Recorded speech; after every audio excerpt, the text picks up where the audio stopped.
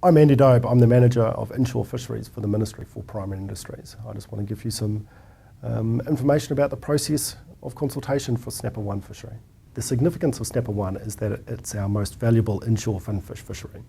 So for the economic side of things, the commercial fishermen really value the economic take out of the resource, and for our recreational and customary stakeholders as well, there's a really high participation rates and a real value in recreational activity in that area. And this is the first time we've been out consulting on SNA1 TAC settings, or total allowable catch settings, in about 16 years. SNA1 goes from the tip of the North Island all the way down to the bottom of the Bay of Plenty. It's a very large area, and of course it's right beside our biggest population base. We think there's probably about 2 million people living within the SNA1 catchment area.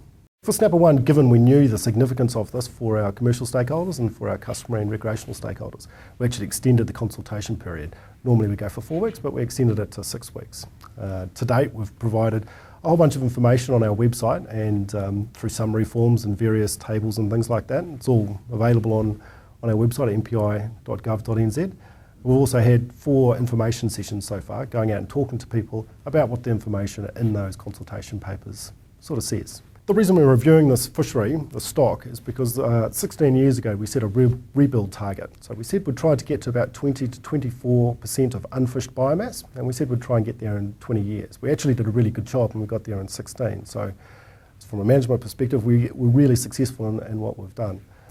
We think now that it's time to have a conversation with everyone in SNA1 and the rest of New Zealand really about how we manage this fishery going forwards, both in the short term around allowing for a bit more utilisation or being a little bit more conservative, but for the longer term as well, how we're going to manage this fishery for the next 20 odd years. Given this fishery is so valuable to us, to New Zealand, and given the time since we last reviewed it at 16 years, we wanted to put all the options on the table. So for this fishery, we're talking in the short term about allowing for greater utilisation, maybe a 500 tonne increase to the total allowable catch through to a 500 tonne decrease, or keeping a level of the total allowable catch the same. So really quite conservative in the short term. All options are on the table here. When the Minister comes to make a decision around TAC, he takes 3 steps. The first decision that he makes is around the total level of catch, the total TAC. And here we're suggesting that he might be able to go up 500 tonnes or down 500 tonnes, or stay the same. The second decision the Minister makes is around how that total allowable catch gets allocated.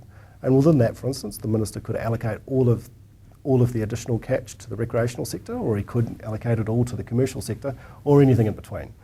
So all options are on the table there. The last decision the Minister makes is decisions around what kind of management controls he needs to put in place to ensure that people, stakeholders, stay within their allocations. This is a fully utilised fishery. By fully utilised, that means that the TAC, when we set it, the total allowable catch when we set it, is used by all sectors and it's fully used.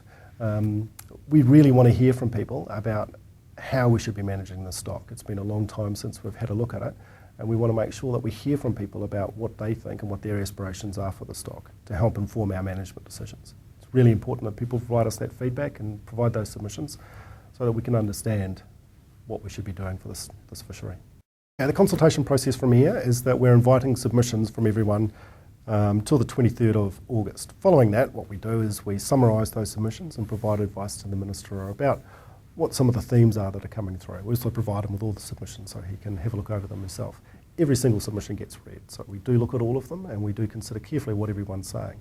That's important because while we've got sort of 3 high-level options on the table for treating of the TAC, or how we might treat the TAC, people might provide us with new information or new ways of looking at this fishery that are really valuable to us. So people shouldn't just think that what's on the table is what they should talk about. If they have any other options, they should certainly fire those through to us as well. Following the closing of submissions and after we've written the summary of the submissions, we provide final advice to the Minister. The Minister considers that final advice and makes a decision about the total allowable catch limits for the start of the fishing year, which is 1 October.